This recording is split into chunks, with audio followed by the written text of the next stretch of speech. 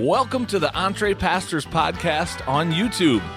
This is a show that helps pastors think, act, and thrive as prosperous entrepreneurs.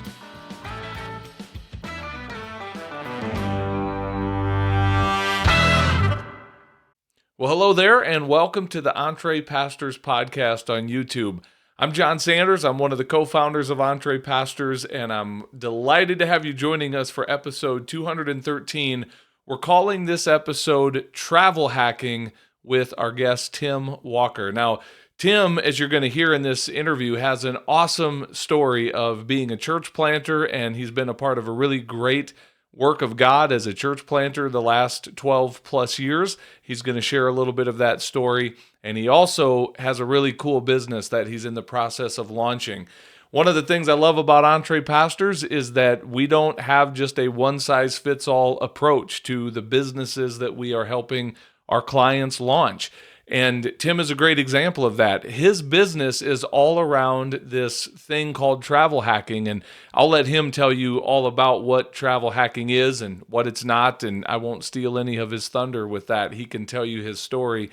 But what I love about his business is that it represents the wide diversity that we have in our community here at EntrePastors. We celebrate pastors who are in business regardless of what that business is. There are so many ways, pastor, that you can take your skill, your knowledge, your abilities, your interests, and turn it into a profitable business in the marketplace that is meeting a need and serving other people. And Tim's a great example of that. So I'm really excited to share this interview that myself and my other co-host, Les Hughes, did with Tim. And without any further ado, check out the conversation all about travel hacking with our friend Tim Walker. Here we go. Well, Tim, it is our pleasure to welcome you as a guest on the EntrePastors Podcast, man. Welcome to the show. Yeah, thanks so much for having me. I appreciate it. Where are you at in the world today? Where are we talking to you from? Yeah, so I'm coming to you from Wilkes Barre, Pennsylvania. So if you're a fan of The Office, we are located just south of Scranton, Pennsylvania, here in the northeast corner of the state. Wilkes Barre, Pennsylvania. Now, when you had sent us in a little description, you said something about Northeast. I was thinking you were up in like Seattle or something. You're talking Northeast Pennsylvania. Yeah. Or I misread that. I thought you meant Northwest. So 100% my bad geography kicking in there. All good. So you're out east. Have you been born and raised in that region, or how did you end up there? No, so I'm actually originally from Detroit, Michigan. Moved to Pennsylvania 16 years ago. Went to college here in the area. And during my time in college, went to college at Clark Summit University, which is about 45 minutes north of Wilkes Barre. And during my time in college, my introduction to Wilkes Barre was working with the homeless community, working with people trapped in addiction, mentoring fatherless teenagers from the projects. And really, as those people became my friends, they started saying things to me like, "Hey, Tim, there are some okay churches around here. There just really are hardly any that we feel like we fit into. Man, everywhere we go, it just feels like there's an us versus them dynamic in the churches that we've tried to fit into." And so God really just started breaking my heart, especially for the urban heart of our city. So I teamed up with my best friend in college, and we got a small little team together, moved to Wilkes Barre in May of 2012, and really hit the ground running, planting Restored Church. That's our church. I'm the lead pastor here at Restored, and man, we've just seen God do incredible things. We always say that the story of Restored is that God's done something much bigger and much quicker than we would have ever imagined. Well, tell us a little bit. Keep painting that picture in terms of a church planting journey. I'm also a church planter, and I love those stories of the startup and to just hear how we plant something that was not there, and now there's a church that's there. So go ahead and brag on God a little bit. Tell us what He's done over the last few years of leading Restored Church. Yeah, absolutely. So it's pretty crazy. Wilkes Barre is actually the 12th most post-Christian area in America, according to Barna. So it's incredibly hard gospel soil here. So we started with 4 of us in a living room. We were all single. We were all under the age of 25, and we were all convinced that God had called us to plant a church in this crazy city called Wilkes Barre. So we did, and really just started right there in our living room, taking what we had. We started just meeting people, inviting them over for dinner, having conversations about the gospel and God's word. And very quickly, we found we went from 4 of us in a tiny little row house to 50 people packing out the place. We ran out of seats. We ran out of food. It was crazy. So we just started multiplying those groups around the city. As we went, we started gathering as well. We officially had our grand opening in September of 2013. Mm. And what's crazy is since then, we have never had a Sunday without new people. Since September 2013 until Wow. yesterday, we have never had a Sunday without new people in the history of our church. How do we know that? It's because each and every week there are not only guests, but there are guests who give us their contact info for us to then follow up with them the following day. So that's been really amazing. But probably my favorite thing to celebrate is in the history of our church, we have had over 200 baptisms. I It's often amazing. say that our church is primarily filled with first generation Christians that Jesus has rescued out of prostitution, gangs, addiction, prison, Satanism, atheism, and everything else in between. And so we just have a collective passion to reach those who are where we were and seeing God continue to blow our minds. Well, I'll just say out loud what everyone else is thinking right now. So because your church is so full of first generation Christians with all those labels that you gave, then that obviously means that they come giving the most, ready to just financially Oh pour yeah. out their tithes and offerings. Yeah. And so, dude, what are you doing with all that money from your church salary? Because we know you're bringing They're it in. printing Right? it, John. Oh yeah, Printing yeah, it. definitely not living large, that's for sure. No, it's interesting. So we actually made a strategic decision to buy a building in the poorest neighborhood in our city, so that we are just immersed in an area with thousands of people within walking distance of our building.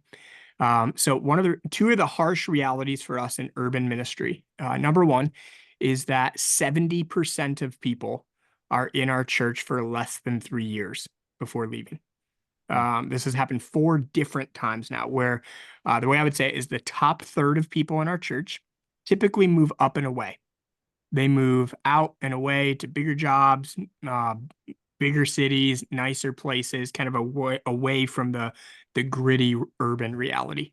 The bottom third of people are sadly our friends that go down and out. So there are friends who relapse, who pass away of overdose, whose families implode, who are reincarcerated. And so long term in our church, we kind of have this middle third that is either rooted or stuck. So we have some really incredible families that have intentionally put down roots incarnationally in our city long term because they really want to be a part of life change here. And then we have those that aren't necessarily here because they want to be or like to be, but because they don't have anybody else anywhere else, well, they're kind of stuck in Wilkes Barre and figure they'll try to make the best of it. So that in and of itself produces a really interesting transient dynamic. And then the other harsh reality of urban ministry is the average person in our church gives less than $20 per week, which for many of them, living on low and fixed income checks is actually tithing. So rather than focusing on all of the things that we don't have because of those income limitations, we've just tried to say, how do we creatively and generously steward what we do have? So the church building we have, built in 1864, during the Civil War, our church building was Wow. being built. And this past summer, we actually gutted and remodeled 75% of the building in order to position it to function like a community center Monday through Saturday that just so happens to house our church on Sundays. So it's been really awesome just to see the ways that we've been able to play a really meaningful role in the lives of those who are at risk and in need in our city. So, and I was joking, obviously, about all the money you're making from your pastoral role, but my guess is then, as I hear you describe that even more, are you receiving any kind of salary or compensation from the church, or does you and the rest of the team? I mean, did you go into this understanding, no, we're going to have to be funded beyond the church means? Yeah, no, that's a great long-term? question. So there's kind of a couple different dynamics to it. One, I am paid a salary by the church, which It's technically full-time hours, even if it might not rise to typical full-time pay. Hmm. So I'm really grateful for that. When we started, I actually worked 3 different jobs bivocationally while planting the church until we got to a point. While our church is of and for the poor primarily, there are a select few within our church that are incredibly generous with the larger pool of resources God has given them to steward. So we're grateful for that. We also have tried to position with a number of partnerships and creative initiatives that generate some revenue beyond our church as well. So we've been able to catalyze some grants for local community development. We have some generous outside partners who, even though we're not necessarily a church plant anymore, they really believe in what they see God doing here, and they generously invest in order to really make catalytic investments. So I would say the church is sustainably self-sufficient. We're not relying on any outside sources for sustainability, but we do have a number of ministry partners who we intentionally develop and engage to make catalytic investments to really help things go further faster in our city. Okay, fantastic. So let's jump into this part of your story. I know that in addition to working as a pastor, you have a business that you're developing on the side. Tell us a little bit about that story. Why did, what is it? I want to do a little bit of a deep dive into what the business is, and then, how did it come to be, and why, maybe let's start here. Why did you decide to launch a business in the first place? I mean, you're a full-time pastor. What are you doing starting a business Yeah, after all? yeah, absolutely. So I would say a little bit more on the visionary side. One of the personal goals that I have is I would love to get myself to a point where I could actually gift my entire church salary back to be able to invest in disciple making and community development right here in our city. Cool. So that's really kind of a long-term goal that I'm working toward. But really the business I created really came out of just personal experience. So for many years of life and leadership, my family barely made enough money to live on, which meant we didn't really make enough money to travel. And so, we're in a high trauma, high intensity urban ministry that comes with a lot of compassion fatigue. So we Mm. really felt this heightened need for refreshment, but we always fell short in terms of resources to make that possible. So it felt like this annual frustration and pain point, discouragement. Especially my wife and I have been married 9 years now. We have 2 little girls, 7 and 5-year-old girls. And so even in that and the family dynamic, it just felt like every year to go on vacation, we just had to beg and borrow from whoever would take pity on our situation just to Yep. help us get a vacation. And one that didn't feel really good like that just felt really discouraging, having to do that over and over and over. And while I would say we did have some generous people who gifted us some amazing vacations, we also kind of suffered through some of those mold-filled, mosquito-infested places that weren't a vacation at all. Mm. And so kind of got to this breaking point where I was like, I just can't keep doing this. This is so discouraging. This is so exhausting. Man, as a dad, I don't want my kids to grow up and have these stories about, do you remember how awful the vacations were that we took because our family couldn't afford anything? Wow. Wow. And so I discovered this idea called travel hacking, and I started doing it. And very quickly, within my first year doing it, I earned 1.2 million travel rewards points to be able to travel really anywhere in the world that we wanted to go. And so we went from this place of being, broke and burned out to a place where now we have the freedom to be able to travel and stay in incredible places. So it started out just as a personal thing that was highly transformative. Then I just started just coaching some family and friends, just telling them about it, helping them do it. And I often got 2 responses. Number one, travel hacking's really awesome. How have I been missing this for this long? Number two, hey, Tim, you're really good at this. You should turn it into a business. So I did. I started a business called Travel Multiplier to really help people unlock the secrets of free travel. And there's just a lot of joy in watching so many other people and families be able to enjoy travel. So like I had one person took my course and they got to spend 10 nights at a brand new all-inclusive golf resort in Cancun. The Wow. trip would have cost $6,000. They got it for free. I was able to help an engaged couple get a free honeymoon in Costa Rica. I'm working with a coaching client right now, headed to Turks and Caicos for an anniversary trip. My family, just last month, we just got back from a 3-bedroom, 3-bathroom oceanfront beach house that we got completely for free with our points. So it's been really incredible, and it's been really enjoyable to be on this journey. Now, years ago, by the way, I love to travel. I do. I kind of prefer places with salt water and tropical areas of the world, but I still love new experiences. I love to travel. And I also grew up as a pastor's kid, took some of those poor vacations that you just mentioned that came at the generosity, some better than others, Yeah. of people in the church, whatever. So that totally lands with me as you describe that.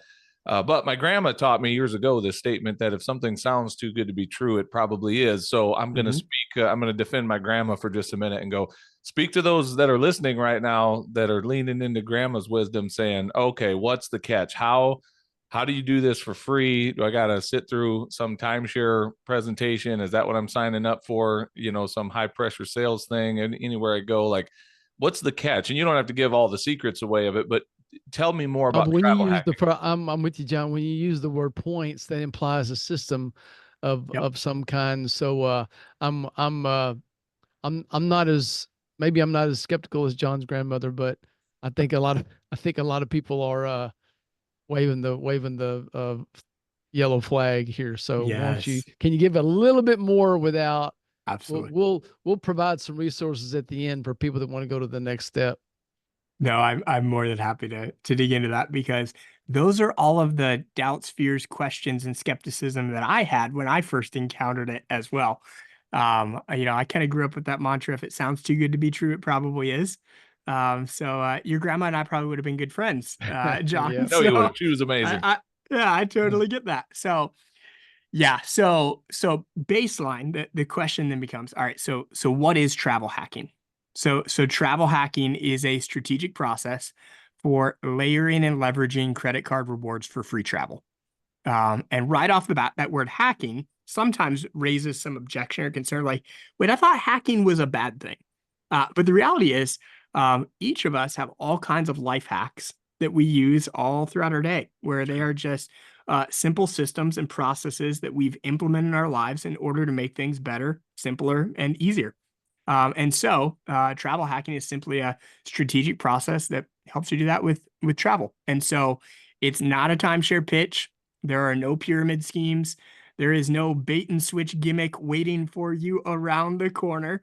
Rather, it's something that you can engage in it in a strategic way where you're basically leveraging everyday expenses for incredible rewards. So I obviously, based on my story, I am not a high earner. I am not a high spender. You don't have to be either of those things. What you do have to do is you do have to be strategic to understand how the system works and leverage the system for your benefit. So it's not about spending money you don't have. The Dave Ramsey people in the room are probably going, wait, hold on. I thought we were supposed to take scissors to our credit Yeah, cards. you just said credit card. I'm out. Yeah, exactly. So the reality is, we all have to pay for something somehow. And whether you choose to do that with paper bills or a written check or a debit card, if you can responsibly handle a credit card where you can pay it off on time and in full each and every month for your average everyday expenses, there are actually so many rewards out there that um, nobody ever knows about. Nobody ever talks about until you get into it. And then you go, how have I been missing this for this long? So yeah, basically that's kind of how it works. But there is absolutely this too good to be true nature to this that when people encounter my business, when I start talking about travel hacking, I can see it in their eyes like, wait, hold on, what is this? And so yeah, I think a lot of it is that's where I even offer like full money back guarantee on what I do because I'm so convinced that it's going to be transformative and that you're going to see the benefit of it. If you don't, I'm completely willing to give you your money back. Not a problem at all. And by the way, I just want you to know personally, I do believe in this. I have a good friend who's a pastor who actually does this not as a business, but for his family. Like they do so many of their family vacations and travel through this type of stuff. I've never learned from him how to do it. I guess I've never gone to that level, but it's a legitimate thing. Like this is a guy who's not broke. He's not deep in debt. You know, he's responsible in how he handles his affairs, but his family's done some pretty cool stuff with this. So I believe it's a thing. As we talk about business, I would like to just unpack this for a minute. What is the business model? I heard you mention a course, so I'm assuming that's one way that you're building this out as a business. By the way, quick side note, we would put that into what we call the information-based pathway at EntrePastors. We kind of have several different broad pathways that we describe and encourage a pastor to consider. There might be a service-based pathway where you're providing a service, but here it's information really is what you're selling. You're selling information. And so if we can just kind of talk about the business side of what you're doing, you've got a course. What else? How else do you personally monetize a business like this? Not just from the travel rewards that you get, but how others are paying you for the business you're starting. Yeah, absolutely. Yeah, no, I'm a big fan of, the knowledge-based economy. There was a really transformative book for me by an author named Graham Cochran called How to Get Paid for What You Know. And that really unlocked this whole pathway for me of how do you take information that you specialize in and be able to structure it that leads to transformation for the everyday person. And so that's exactly what I've done. I've taken the, dozens and hundreds of hours of research and experience that I've had and been able to package that information into a really clear, easy, accessible, simple pathway that leads to the transformation that everybody's looking for. How do I travel more and how do I travel more and save more? How do I travel more and spend less? All of that. So yeah, really there's two different things that I currently do. I offer a travel hacking course. And in that, the way I say it is for the travel hacking course, you are the pilot, I'm your navigator. So it's about 2.5 hours of on-demand content, broken up into 5 to 15-minute modules with some like key resources and tools along the way to empower you to develop a system and strategy for travel hacking. Oftentimes I find that the course is best for strategic people, those who want to think strategically, those who like to gamify things, those who want to learn and adapt a travel hacking system that best fits their travel goals and desires. So I started out just doing that and found that there were a number of people that went through the course, really enjoyed it. But then I started to encounter a second group of people. And the second group of people I was encountering were the just tell me what to do crowd. I don't have time or interest in taking a course. I don't want to learn the system. I just want to benefit from it. So I launched a second option, which is travel hacking coaching. And what I say for that is I'm the pilot, you are the passenger. So in that, for my coaching clients, I'll invest my time and expertise. I'll deliver to you a personalized plan with step-by-step guidance that'll get you to your desired trip. And you have access to me for one-on-one coaching along the way. I just had one of my coaching clients this afternoon gave me a call and said, hey, I had a quick question. Can we talk through this? And in 5 minutes of talking on the phone, he said, all right, I feel so much better about this. Thanks so much. I'm helping him and his wife get a tropical anniversary trip to celebrate their 10th anniversary next year. So yeah, with the travel hacking coaching, I find that it is best for the just tell me what to do people who want all of the benefits of travel hacking, but don't necessarily have the time or interest to invest in a course. Have you considered at all like a membership style layer of this from a business standpoint, something that's monthly recurring revenue? Is that something that's crossed your mind? So it has. I would say that's definitely a next step I would love to develop. So one of the premier resources in the digital course world is with a lady named Amy Porterfield. So Amy has generated over $100 million of digital course revenue. She's kind of like the queen and the pioneer in a lot of ways of the digital course world. So I'm actually currently enrolled in her business mastermind called the Digital Course Academy, Okay. which is pretty cool. And part of the reason I did that is that the course has been great. The coaching has been fantastic. There's all kinds of results that people are getting, but from the business scalability side of it, I can think of 10 other courses I would love to develop, or a membership, scalability side to this that I would love to do. And so currently I'm enrolled in that business mastermind, helping me to think through exactly what you mentioned with memberships, further course development, other things to continue to reach more people and offer more services. Well, that's awesome. We don't have to nerd out on that on this call necessarily, but I love that whole thing. Les and I really love that model of a, recurring revenue membership. Like we have that, we're building that out with EntrePastors. We have a business builders community and a few other ways that people can engage with our content in that monthly recurring, subscription-based model. So if you ever want to just talk on some of that, man, I'd love to help you unpack that. I'm not claiming to be an expert on it, but just a fellow traveler on that path with you. So I would definitely take you up on that. I see what you're doing being positioned well for that, rather than just a one-off course and the coaching, which are both valid and excellent options. If you also had another layer that people could engage with that, and maybe it's, each month they get something released from you, and it's a community that's being developed. People every month or every time you get on a call, you hear someone's, share us your coolest 2 pictures from your last vacation you just took. And I don't know, like you're creating a community around that. Like that could be even more sticky than just a one and done course purchase. You know what I mean? So I'm just thinking out loud with it, but I see what you're doing being perfect for a membership, where you're bringing that expertise and then building community around it. So Yeah, I think in a lot of ways, like it is easy to hear something like this and go, all right, so can't I just figure this out on my own? Like, why can't I just like go get those travel credit cards that I see advertised during football during this season? And why can't I just go do this? And so what I find is that there's actually over 90 different travel rewards credit cards on the market. hmm, Some of them are really good, and some of them are horribly bad. hmm, And it can be stressful and challenging to navigate the complexity of that. And knowing that getting it right or wrong can literally be the difference in thousands of dollars of free travel. And so the way I often position it is I say, hey, I'll save you time where you don't have to think about all of that. I'll save you points, I'll save you money, and I'll save you from those costly mistakes.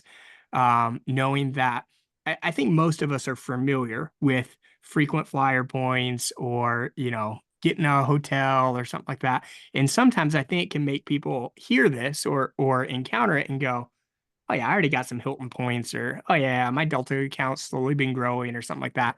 But it's interesting. I'll give one key principle that changed everything for me. And it's the key But yeah, principle and that Tim, they're usually not the kind of deals you're talking about. They're like get one night if you purchase 5 or something. So it's not yeah, the kind of deals you're talking about. exactly. So yeah, even in that, I think the understanding there was a key principle that really changed a lot for me. The understand that not all points are created equal. That's a game changer in understanding the realities and the opportunities out there. So I'll give you an example. Right now, my wife and I got a particular card that gives us 10% back on all of our grocery store purchases, hmm, which, okay, just flat out, that's incredible. 10% return on our growing grocery bills is pretty incredible. But the reality is, we're not taking those for cash back. If you cash those in or if you leverage those for travel, each of those points are actually worth 5 cents each, which means that we're getting 50% return just on the money that we're spending on groceries hmm. for free travel. So for us, next year, we are celebrating our 10th anniversary, and we've already got it mapped out. We're going to go to Europe, and we're going to be able to fly direct flights to and from Europe in lay flat business class seats that we're able to get largely just with the money the return on the money we've been spending on groceries. Then when we get over there, we're going to be able to visit a number of different European countries where we can stay in all kinds of different European resorts for free while hopping on the Euro rail and engaging all kinds of different countries to be able to celebrate our 10th anniversary. So even just an understanding of something like that, I never thought on the front end of this that something as simple as grocery purchases and using the right and strategic card for that could get me lay flat business class seats to fly direct flights to Europe. That's pretty cool. So let me ask That's just, yeah, this go ahead. question, like just as a follow-up, like how long would it take realistically for someone to earn that type of a trip? Or even you could even go just a smaller trip if you want, but like how long do I have to be kind of engaging and doing the hacking to build up enough points to make that possible? Yeah, absolutely. So I would say in one way, it does vary based on your situation. So for this audience, for instance, entrepreneurial pastors like who have businesses and side gigs and other things, business cards can be an accelerant to free travel. You can earn millions of points in travel rewards through some really strategic business cards, which some have done. So for this audience, there could be an accelerant, but I would say for the average person, let's say someone was, kind of lower to middle class, decent credit score, like low to mid, earner, spender, all of that. I'd say it takes maybe 4 to 6 months. Okay. So in contrast, they say that the average person will save for 12 months to engage one vacation simply by adopting travel hacking in its very smallest form. You could save all of your money and take twice as many trips, earn enough points every 4 to 6 months to take another vacation. Now, if you then start to multiply out the strategy, well, you can do a whole lot faster and a whole lot more than that as well. That's cool. Where my mind went with that when I heard you describing that European vacation was, that could be a layer of your membership of like, hey, if you want this vacation or something similar to it, this is the membership. This is what it costs a month to be a part of it. And in X amount of time, we're going to show you how to do this and package it out in different, vacation packages, essentially. It's just an idea. Yeah. Again, I'm just thinking it's really cool. I like what you're building here. Let me shift gears for just a minute. I'm sure people listening to this are having just tons of questions about the specifics of travel hacking, which is cool because we'll leave them curious and tell them how they can connect with you here shortly. But let's just talk a little bit about the mindset of being in ministry and having a business on the side, regardless of what the business is. You're in pastoral ministry, and then now you're going to be out in the marketplace as an entrepreneur, as a business owner. For you personally, was there any kind of mindset shift that you had to work through, or mindset issues, obstacles that you had to overcome to give yourself permission to be in that space of doing multiple things like that? Yeah, so I think one early on, I kind of grew up in that like later. I was kind of like some of the middle to last of the millennial generation. And I feel like my particular generation going into ministry 15 years ago, almost had some pretty idealistic and unrealistic expectations, particularly as it related to urban ministry of and for the poor. So there was almost this like unsaid, or sometimes it even came out of some people's mouths. If you're going to minister to the poor, you have to live in poverty. Like poverty was a virtue. Poverty was almost an expression of Christ likeness to some. Yep. And so I've never been afraid of living in poverty. I mean, I've done it in past seasons, but I think some of it was overcoming some of those objections from peers and friends who I love and respect greatly. But this idea of like, why would you start a business? Like if you're just getting by, well, that's enough. As long as your income is barely outweighing your expenses, you should just live like that and trust God. And while I understand and respect that mindset, some of it, I think was looking at it and saying, no, I think that over time, a disparity of resources does take a cumulative effect on people and leaders and families. And so I think being able to do this, one, as a way that just solved a problem for my family to create memories with my wife and kids, and then be able to help other people do it, to be able to invest in them was really cool. But then overcoming some of those limiting fears of what are other people going to say? What are they going to think? How are they going to feel about this? Even, I mean, being a pastor, having a business, doing, travel hacking with credit cards for the Dave Ramsey, like hardcore people. Yeah. Dave Ramsey has some pretty hardcore words about credit cards. Right. And some pastors and some Christians have some pretty hardcore feelings about that. And so even navigating, not only is it controversial to, have a business that I've started, but then when the type of business has an inherent controversy for the friends and teammates and those that I love, that was a whole nother piece of it. Sure. As well. But I think overall, all of that was outweighed by that overall vision of, okay, don't just focus here and now on the obstacles. Focus on what's on the other side of success. Man, if I can get to the point where through Travel Multiplier, maybe through some other business endeavors as well, if I can get to the point where I can truly gift all of my salary, back to our church, invest it in disciple making, church planting movement, invest it in community development, like that's worth every ounce of resistance I had to push through, because in the scope of eternity and for the sake of the kingdom, that's going to have an exponential impact. Yeah, man, that's good. Good stuff. Les, you got anything else before we wrap things up today? Yeah, hurry up and hang up so I can get all this information and start going on trips. Les is ready to travel. I'm going to sign up for the course right away. Let's do it. Let's do it. I didn't, if I missed this, then I just missed it. But is there an introduction to Vincent Puglisi that needs to take place, Jon?